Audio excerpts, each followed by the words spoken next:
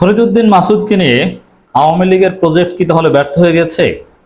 এই প্রশ্নটা আলোচনা করার সময় এসেছে। দর্শক, আপনারা জানেন যে ফরিদউদ্দিন মাসুদের কিছু মুরিদ কিংবা কিছু শাহবাগী হুজুর, কিছু হাসিনার দালাল কিংবা পরোক্ষভাবে যারা আওয়ামী লীগ করেন, যারা বিশ্বাস করেন যে জামাত শিবির ঠেকাতে বা কৌমিদের শত্রু ঠেকাতে, কৌমি বা দেওবন্দীদের যে অবিকৃত ইউনিকনেস সেটা ধরে রাখতে আওয়ামী লীগকে দরকার, হাসিনাকে দরকার, এই বিশ্বাস যারা করেন তারা কিন্তু উঠে পড়ে লেগেছিলেন ফরিদউদ্দিন মাসুদকে গ্লোরিফাই করতে। কিন্তু জনগণের তোপের মুখে অনেকে নাকি পোস্ট ডিলিট করেছেন। আমিও দেখলাম যাচাই করে যে গতকাল ফরিদউদ্দিন মাসুদের পক্ষে ওরে কথা যে আল্লামা থাকলে তিনি আছেন, এই সেই, তার সমালোচনা করা যাবে না, তার সমপর্যায়ের সমালোচনা লোক লাগবে সমালোচনা করতে, এরকম কিছু বাটপারি কথা বলেছিলেন আরিফ বিন হাবিব নামের এক বাটপার হুজুর। এগুলো কেন বলেছিলেন এটা সবাই বুঝি, যে ওই আওয়ামী লীগ চরমনাই এই নেক্সাসের কারণে বলেছিলেন, যার ফলে কিছু দাওয়াত দাওয়াত ওয়াজের ময়দানে পাবে ইত্যাদি ইত্যাদি, এই ধরনের একটা ইচ্ছা ছিল। আর অনেকেই এরকম আছে, অনেকেই আমি দেখেছি, অনেক এই ফরিদউদ্দিন মাসুদের কয়েকশো অনুসারীকে কমপক্ষে আমি চিহ্নিত করেছি যারা তাকে গ্লোরিফাই করছেন। আমি আগেই বলেছি এটা আওয়ামী লীগের প্রজেক্ট। আওয়ামী লীগ এখন হুজুর লীগ হিসাবে এক্সিস্ট করার চেষ্টা করছে এবং আওয়ামী যে ন্যারেটিভ, আওয়ামী যে বয়ান, এটা এখন এই ধর্মীয় মোড়কে সমাজে এস্টাবলিশ করার চেষ্টা করছে। এই জন্যে আওয়ামী লীগের যারা পুরনো মিত্র, এই ফয়জুল করিম সাহেব বা এই ফয়জুল করিমের টালই ফরিদউদ্দিন মাসুদ, এদেরকে সামনে আনার চেষ্টা করছে, এদেরকে গ্লোরিফাই করার চেষ্টা করছে। দেখেন, সরাসরি শাপলা চত্বরে হত্যার সাথে জড়িত বা হত্যার বৈধতা উৎপাদনকারী, কনসেন্ট ক্রিয়েটকারী একজন মুন্সি ফরিদউদ্দিন, মৌলভী ফরিদউদ্দিন মাসুদ, কিংবা বিভিন্ন সময় বিএনপি জামাত নির্যাতনকারী, তার সব লেখার প্রমাণ আমরা সংগ্রহ করেছি।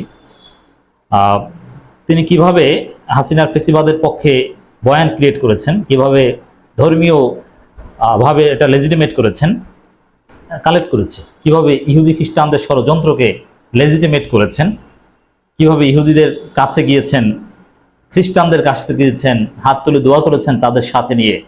কি নোংরামি এবং জঙ্গিবাদ! এবং ফরিদউদ্দিন মাসুদ সাহেবের এবং তাদের অনেকে, এই বায়তুল মোকাররম ভারপ্রাপ্ত খতিব থেকে শুরু করে অনেকে, বেনজির আহমেদের প্রেসক্রিপশনে কিভাবে বিভিন্ন বই পুস্তক লিখে আলেম ওলামা বা ইসলামপন্থীদের দমন করার একটা বয়ান ক্রিয়েট করেছিলেন।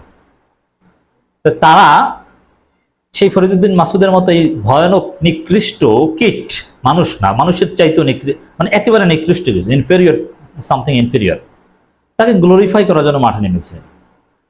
এখন ফেসবুক পোস্ট ডিলিট করেছেন কেন? কারণটা কি? আওয়ামী লীগের প্রজেক্ট কি ব্যর্থ? না, ব্যর্থ নয়, আমি ব্যর্থ মনে করি না।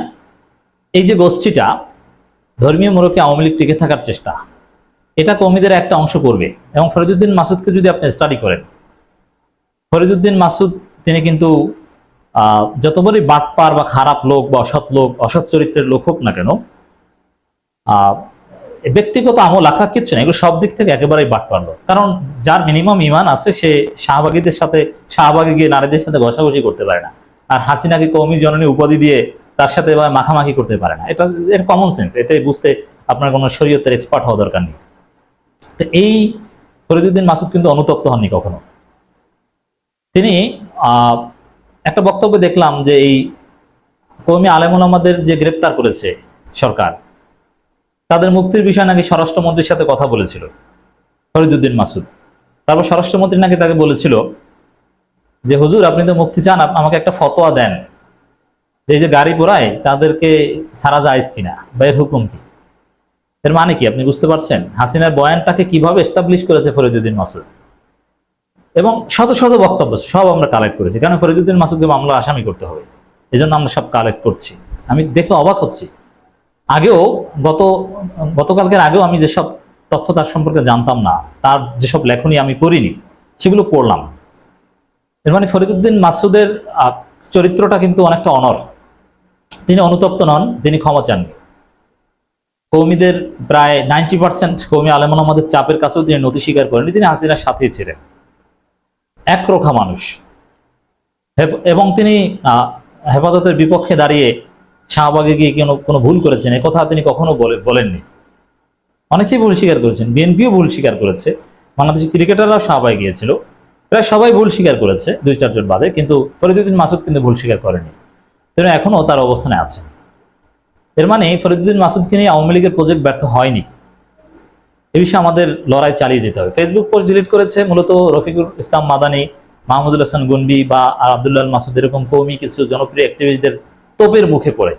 মানে কৌমিদের ভিতর থেকে হাটাজারি পটিয়া মাদ্রাসার ছাত্ররা খুব ক্ষিপ্ত হয়ে গিয়েছিল। আরিফ বিন হাবিবের এমন অবস্থা যে আরিফ বিন হাবিবকে পেলে উত্তম মাধ্যম দিবে এবং কান ধরে উঠবাস করাতে পারে, ওয়াজ করতে দিবে না, এরকম একটা আবহ তৈরি হয়েছিল। এই জন্য ওয়াজ মাহফিল করে স্বাভাবিকভাবে চলাফেরা করতে পারে যাতে, এই ভয়ে এই ফরিদউদ্দিন মাসুদের এই চুনোপুটি মুরিদ পোস্ট ডিলিট করেছে। কিন্তু আওয়ামী ষড়যন্ত্র বা আওয়ামী লীগের প্রজেক্ট কিন্তু ব্যর্থ হয়নি, এটা চালিয়ে যায়। মাঝে মাঝে দেখবেন যখনই আওয়ামী লীগের রাজনৈতিক শূন্যতা, তখনই এই ফরিদউদ্দিন মাসুদ বা এই হুজুর লীগ এরা কোনো না কোনো ভাবে সামনে আসছে, বড় আল্লামা হিসেবে তাদেরকে গ্লোরিফাই করে তাদের পক্ষে দোয়া চাইতে বা কোনো না কোনো ভাবে সামনে আসছে। অতএব এই বিষয়ে আমাদের সাবধান থাকতে হবে এবং হাসিনার ফেসিবাদের পক্ষে মতামত উৎপাদনকারী যারা, তাদের বিরুদ্ধে তারা যে অপরাধ করেছে এই জন্য আইনি ব্যবস্থা নিতে হবে। তারা দমে যায়নি, এটা সাময়িক সময়ের জন্য স্বাভাবিকভাবে চলাফেরা বা ওয়াজ মাহফিল ধরে রাখার জন্য পোস্ট ডিলিট করা, আমি এভাবেই দেখতে চাই। অতএব আমাদের সজাগ থাকতে হবে। প্রবলেম সলভ হয়ে গিয়েছে, ছেলেরা হলে ফিরে যাও, বিষয়টা কিন্তু এরকম নয়। ষড়যন্ত্র চলছে, চলবে।